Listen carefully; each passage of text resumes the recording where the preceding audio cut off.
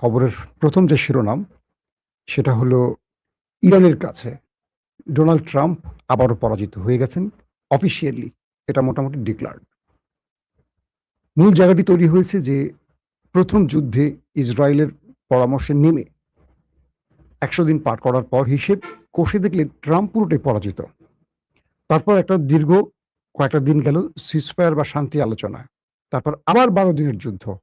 এই ১২ দিনের যুদ্ধে আমেরিকা শুরুটা করেছিল এই বলে যে এবার ইরানকে একদম নিঃশেষ করে দেয়া হবে। আর কোনোভাবে ইরানকে সুযোগ দেয়া হবে না। ট্রাম্প কি বলেছিলেন? ইরানের সঙ্গে আলোচনাটার অর্থ হলো সময় অপচয়। আর কোনো আলোচনা তিনি করবেন না। সেই ট্রাম্প আবারও কাতার এবং পাকিস্তানের পা ধরে ইরানের সাথে আলোচনা করতে বসতে চান। তার মানে রেজাল্ট হয়ে গেছে। এটা কি বলবো আমরা? ১ গোলে না ৫ গোলে? ইরান জয়ী, ট্রাম্প শূন্য। আসেন আরো অনেকগুলো খবর থাকবে। সব মিলে আমি ধারাবাহিক একটা গুরুত্বপূর্ণ খবর দিই। লম্বা শিরোনাম আজকে না দিই। তেহরান বলছে, ইরান বলছে যুদ্ধ কখন শেষ হবে এটার সময় আমরা নির্ধারণ করব, আমেরিকা নয়। এই একটি জায়গায় আটকে গেছে আমাদের ট্রাম্প কাকু। ইরান বলছে যে ইসরায়েলের প্রভাবে শুরু হওয়া ৫ মাসের যুদ্ধের পর, মানে ইসরায়েলের প্ররোচনায় আমেরিকা যে যুদ্ধটি করলো ৫ মাস যুদ্ধের পর যুক্তরাষ্ট্র আটকে পড়েছে এবং হিমশিম খাচ্ছে এবং অনিবার্যভাবে এখন মূল্য দিতে শুরু করেছে। এটা হলো ইরানের বক্তব্য আমেরিকাকে নিয়ে। কি বলছে? যে আমেরিকা বারবারই ইসরায়েলের প্ররোচনায় যুদ্ধে নামছে, কিন্তু বারবারই যুদ্ধে আটকে পড়ছে চোরাবালিতে। তারপর আবারও দম নেয়ার জন্য একটা যুদ্ধবিরতি করে। তারপর যখন একটু দম ফিরে পায় আবার আসে, আবার মার খেয়ে আবার একই কাজ করে। ইরান বলছে এবার খুব সহজে তাদেরকে ছাড় দেব না এবং আমরা চাইলে যুদ্ধ বন্ধ করব না। তারা যেহেতু যুদ্ধ বারবার শুরু করছে, আমরা করছি না, তারা করছে, এবার শেষটা আমরা করব। তাদের ইচ্ছে যুদ্ধ বন্ধ হবে না, আমাদের ইচ্ছায় বন্ধ হবে।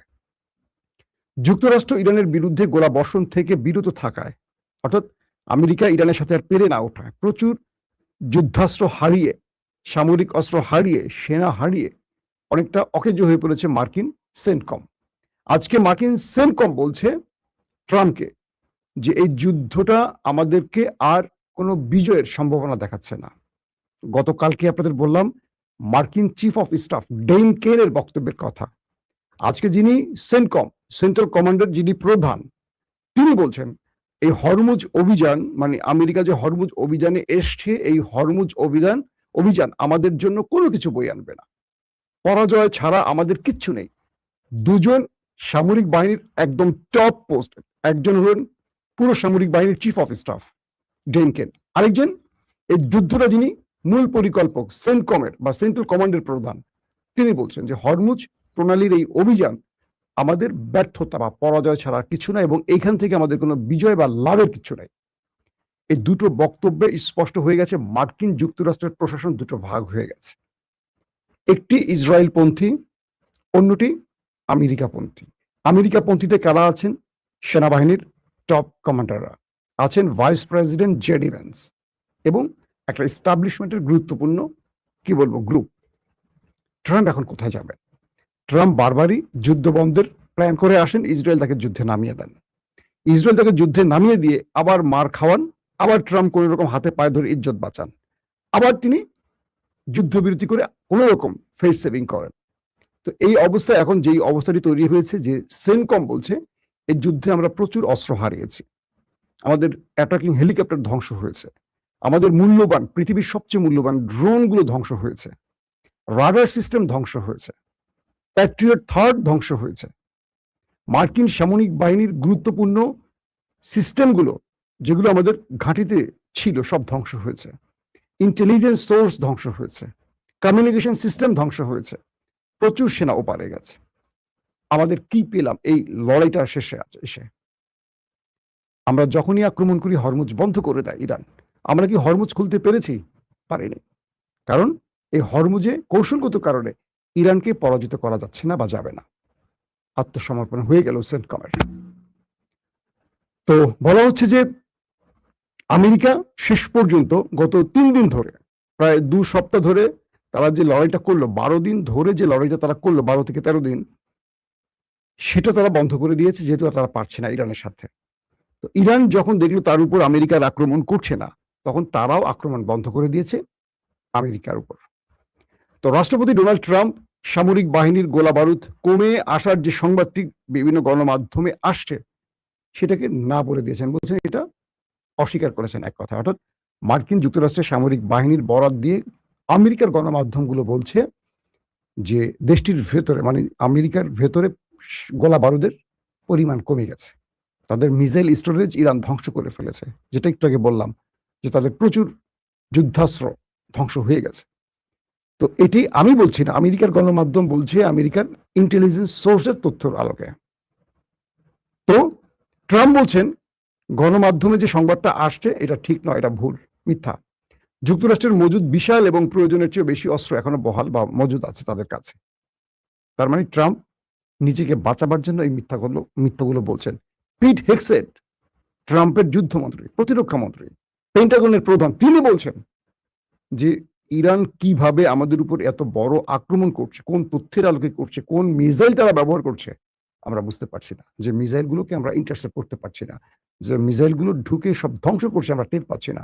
আমাদের থার্ড প্যাট্রিয়ট ইন্টারসেপ্ট করতে গিয়ে ক্লান্ত হয়ে গেছে, কিন্তু সঠিকভাবে সেই মিসাইল অ্যাটাক ধ্বংস করতে পারছে না। তাদের খাইবার শেখান বা তাদের আরো যে মিসাইলগুলো, এগুলো এত আপডেট ভার্সন ব্যবহার করছে ইরান এই মুহূর্তে, যেগুলোর সম্পর্কে আমরা আসলে ধারণা রাখছি না। তার বক্তব্যটা হলো এরকম যে ইরান এই মুহূর্তে যে মিসাইলগুলো ব্যবহার করছে, তাদের যে রিসেন্ট তৈরি যে মিসাইলগুলো, তার কিছু অংশ তারা ব্যবহার করেছে এবং এগুলোকে তারা ইন্টারসেপ্ট করতে পারেনি। এগুলো অনায়াসে জর্দানে, বাহরাইনে, কুয়েতে, কাতারে তাণ্ডব চালিয়ে আসছে। দর্শক, এই পরিস্থিতির মধ্যে ইসরায়েল আমেরিকা এই যুদ্ধ থেকে যেন ফিরে না আসে, এই বিষয়টি তিনি আবারও ইনশিওরের চেষ্টা করছেন। অর্থাৎ আবারও ট্রাম্পকে তিনি বোঝাচ্ছেন যে তিনি, মানে ইসরায়েল আবার ট্রাম্পের সাথে বৈঠকে বসতেছে এবং তার মূল টার্গেট আবার ওই যুদ্ধটা কন্টিনিউ করা। এবং তিনি বলছেন, নেতানিয়াহু, যে আমার সাথে ট্রাম্পের যে বৈঠকটি হতে যাচ্ছে সেখানে মূল দেশ বা মূল আলোচনার কেন্দ্রটি হবে ইরান। অন্যদিকে নাবলুস, রামাল্লায়, হেভরন এবং পূর্ব জেরুজালেমের মতো গুরুত্বপূর্ণ এলাকাগুলোতে ইসরায়েলি সৈন্য ও বসতি স্থাপনকারীদের অনুপ্রবেশ তীব্রতর হওয়ায় অধিকৃত পশ্চিম তীর জুড়ে অভিযান, গ্রেফতার এবং ঘরবাড়ির ধ্বংসের ঘটনা বাড়ছে। মানে একদিকে ট্রাম্প যখন ফিরে যাবেন, তখন নতুন করে আরেকটি ওয়েস্ট ব্যাংকে আর কি নতুন করে আরেকটি যুদ্ধক্ষেত্র তৈরি করছে এখন মিস্টার ট্রাম্প, কি বলে মিস্টার নেতানিয়াহু। মানে সে বুঝতেছে যে তাকে এখন আরেকটা পথ খুলতে হবে। অন্যদিকে সাপ্তাহিক সংবাদ সম্মেলনে তেহরান যুক্তরাষ্ট্রের যুদ্ধের সমাপ্তি নির্ধারণ করতে দেবে না, এমন একটি ঘোষণা দিয়েছে তাদের মার্কিন যুক্তরাষ্ট্রে থাকা ইরানের প্রতিনিধি, অর্থাৎ পররাষ্ট্র মন্ত্রণালয়ের মুখপাত্র ইসমাইল বাঘাই। ইরানের দাবি এবং ইরানের বিরুদ্ধে আমেরিকার আগ্রাসী যুদ্ধ বন্ধের জন্য পাকিস্তান ও কাতারের আলোচনা পরিকল্পনা বিষয়ে যুক্তরাষ্ট্রের প্রতিক্রিয়া সম্পর্কে এক প্রশ্নের জবাবে মুখপাত্র বলেন, আমি জানি না আপনারা কিভাবে ভাবছেন যে তারা এই যুদ্ধটি পরিচালনা করবে।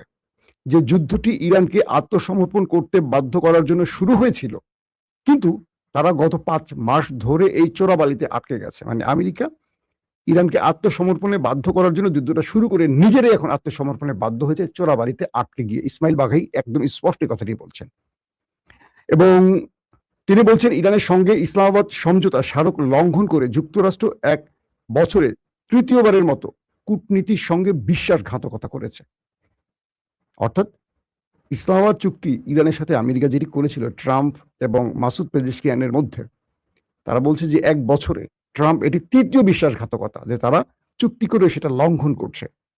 ইসমাইল বাঘাই আক্ষেপ করে বলেন, জায়নবাদী শাসনের মাধ্যমে নিজেরাই যে পরিস্থিতি তৈরি করেছে আমেরিকা, তাতে তারা হিমশিম খাচ্ছে এখন।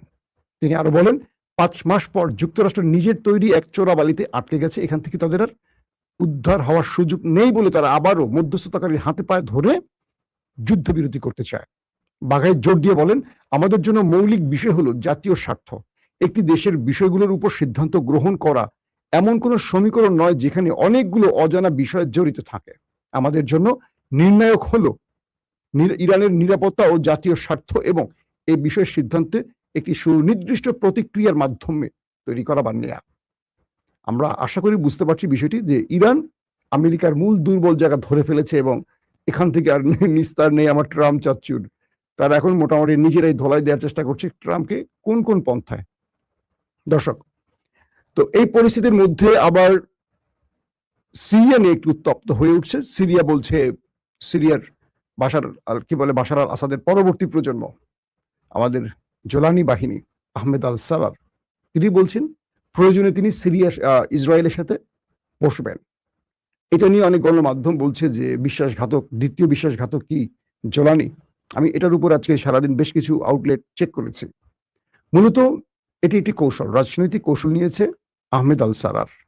তার উদ্দেশ্যটা হলো যে সিরিয়ার বিশাল গোলান মালভূমি দখল করেছে ইসরায়েল, এটাকে ফেরত নিতে তিনি তাদের সাথে একটা চুক্তি করতে চান। অর্থাৎ ইসরায়েলের সাথে এমন একটা চুক্তি করবেন যে চুক্তির মাধ্যমে ইসরায়েল সিরিয়াতে কোনো হামলা করতে পারবে না, এবং সিরিয়ার যে অঞ্চলগুলো আজকে না, এটা বহু কয়েক যুগ আগ থেকে দখল করে রেখেছে ইসরায়েল, গোলান মালভূমি জানেন, এটা এখন সাম্প্রতিক সময় না। সাম্প্রতিক সময় কিছু অঞ্চলে তাদের সেনা ঢুকেছে, সেখানে আবার তুরস্ক বাধা হয়ে দাঁড়িয়েছে। কিন্তু বর্তমানে জোলানি বাহিনী চাচ্ছে সিরিয়ার গোলান মালভূমি থেকে যে অঞ্চলগুলো ইসরায়েল বহু বছর ধরে দখলে রেখেছে এগুলো ফেরত নিতে। তো এগুলো ফেরত নেওয়ার জন্য তিনি ইসরায়েলের সাথে একটা চুক্তি করতে চান। অর্থাৎ এখানে দুটো কাজ করতে চান, এক ঢিলে দুটো পাখি মারতে চান জোলানি। এক, চুক্তির নাম করে ইসরায়েলকে সরাবেন এখান থেকে, কারণ ইসরায়েল ব্যাপক ডিস্টার্ব করছে সিরিয়াতে। নতুন একটি অন্তর্বর্তীকালীন সরকার তার কাজগুলোকে খুব স্মুথলি করতে পারছে না, প্রায় ইসরায়েল হামলা করছে বিভিন্ন পয়েন্ট থেকে, বিভিন্ন প্রক্সি ঢুকিয়ে সিরিয়ার মধ্যে অশান্তি তৈরি করছে। তো এই কৌশলটি নিতে চায় যে একটা আলোচনা বা শর্ত বা একটা চুক্তির মধ্য দিয়ে ইসরায়েলকে সিরিয়া থেকে দূরে রাখা। এক, দুই, গোলান মালভূমিকে ফেরত নেওয়া, যেটা সিরিয়ার মুসলিম ভূমি। তো এই দুটোর জন্য তাদের সাথে একটা চুক্তি করতে চায়। এখন এটাকে আপনি কিভাবে দেখবেন? ধরেন বাংলাদেশের রংপুর বা সিলেট, দুটো গুরুত্বপূর্ণ বিশাল অঞ্চল ভারত দখল করে ফেলেছে, তার শক্তি আছে, দখল করে ফেলেছে। আমার দেশ পারেনি সেটা রক্ষা করতে, দীর্ঘদিন পারেনি। তো ধরেন শেখ মুজিবের সময় চলে গেল, জিয়াউর রহমানের সময় চলে গেল, বেগম জিয়ার সময় চলে গেল, আবারও হাসিনার সময় চলে গেল, কেউ এই ভূমিগুলো ফেরত নিতে পারেনি। তারেক রহমান ক্ষমতায় বসে চিন্তা করছেন যে ওদের সাথে শত্রুতা না করে যদি একটা আলোচনা করে এই অঞ্চলগুলো ফেরত নিতে পারি, এবং ওরা আমার দেশের মধ্যে যেই ষড়যন্ত্র, এখান থেকে যদি ওরা সরে যেতে পারে একটা আলোচনার মধ্য দিয়ে, তাহলে দেশের ভূখণ্ড ফেরত এবং দেশের মধ্যে শান্তি শৃঙ্খলা ফিরিয়ে আনার একটা কাজ হতে পারে। ঠিক এই উদ্দেশ্যটা আহমেদ আল সারার। এ পর্যন্ত বিভিন্ন গণমাধ্যমের তথ্য এটুকু আমি বুঝতে পেরেছি। কারণ আহমেদ আল সারার কখনো ইসরায়েল পন্থী হতে পারে না। যারা বলছেন যে তিনি ইসরায়েল পন্থী, মার্কিন পন্থী, তারা ভুল।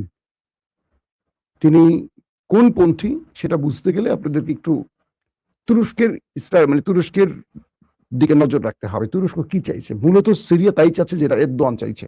আর এরদোয়ান কি চাইছে সেটা হয়তো আপনারা অনেকে বোঝেন ইতিমধ্যে। তো দর্শক, আশা করছি যে সিরিয়াতে ইসরায়েল যদি চুক্তি করে এটা সিরিয়ার জন্য উপকার হবে। বাট এই চুক্তিটা কখনো বাহরাইন জর্দানের মতো হবে না, যে সিরিয়াতে ইসরায়েল বা ইসরায়েলি সেনা ঢুকে বা মোসাদ ঢুকে এখানে পুরো কবজা করবে, তাদের নিয়ন্ত্রণে রাষ্ট্র চলবে। এটার কোনো পসিবিলিটি নেই, কারণ এই সিরিয়াটা মোটামুটি তুরস্কের কন্ট্রোলে আছে। তুরস্ক তাদের স্বাধীন করে দিয়েছে সকল শত্রুকে পিটিয়ে। যেখানে তুরস্ক সেখানে সিরিয়া থাকবে না, সেখানে নেতানিয়াহু থাকবে না, যেখানে এরদোয়ান আছে। এটা মনে রাখতে হবে আপনাকে। আপনি কার তথ্য, কোন গণমাধ্যমের তথ্য দেখবেন আমি জানি না, মনে রাখবেন যেখানে নরেন্দ্র মোদী সেখানে জামাত থাকতে পারে না। বিএনপি আওয়ামী লীগ থাকতে পারে, কিন্তু জামাত থাকবে না, কারণ ভারতের প্রধান শত্রু হল জামাত ইসলাম। ভারত জানে জামাত ইসলামের উদ্দেশ্য কি, আর বাকি রাজনৈতিক দলের উদ্দেশ্য কি সেটা ভারত ভালো করে জানে। তাই তাদেরকে 5 বছর পর অন্তর অন্তর ক্ষমতায় একজনকে বসাবে, কিন্তু জামাতকে বসাবে না, ইসলামী দলগুলোকে বসাবে না। তো কি করে আহমেদ আল সারারের মতো একজন ইসলামপন্থীকে